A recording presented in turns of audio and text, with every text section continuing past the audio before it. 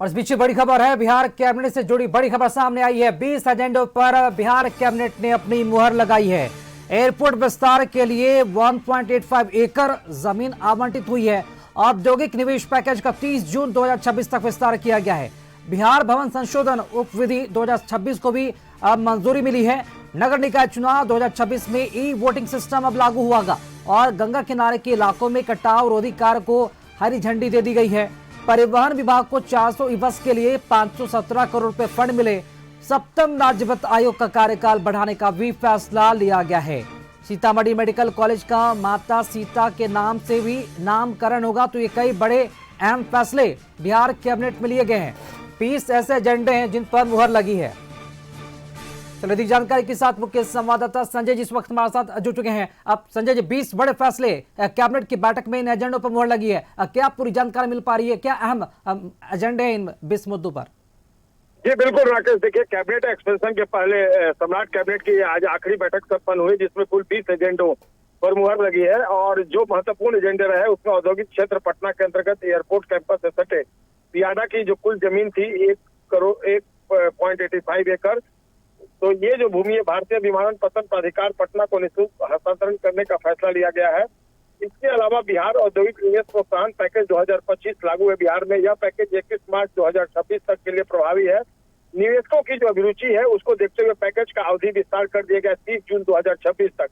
इसके अलावा बिहार में बिल्डिंग निर्माण नियमों में बड़ा बदलाव किया गया है। बिहार सरकार के नगर विकास एवं आवास विभाग ने बिहार भवन उप विधि 2026 को मंजूरी दी है। इसके तहत 7 में 3 के तहत कई फैसले लिए गए। भवन निर्माण से जुड़ी जो अनुमति प्रक्रिया है वो अब आसान होगी। आधुनिक तकनीक और नवाचार की गतिविधियों को बढ़ावा मिलेगा। इसके अलावा जो वाणिज्यिक जमीन है उसकी बर्बादी भी कम होगी। इसके अलावा आरा में गंगा कटाव रोकने के लिए 52.56 करोड़ की योजना मंजूर की गई है।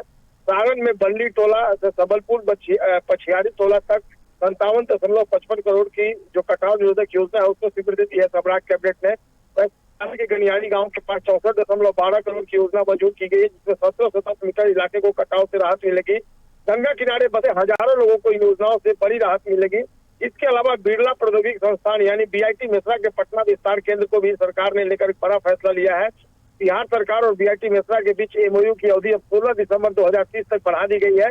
इससे पटना में तकनीकी शिक्षा और रिसर्च को बड़ा जो है वो बढ़ावा मिलेगा। इसके अलावा राज्यपाल सचिवालय के लिए नई गाड़ियों की खरीद की मंजूरी दी है बिहार कैबिनेट ने, और ये एक बड़ा फैसला है। कुल 6 नए मोटर वाहन बिहार राज्यपाल के लिए खरीदे जाएंगे। इसके अलावा सरकार ने एक और फैसला लिया है, शहरी विकास को बढ़ावा देने के लिए विश्व बैंक से $500 मिलियन ऋण लेने की सैद्धांतिक मंजूरी दी गई है।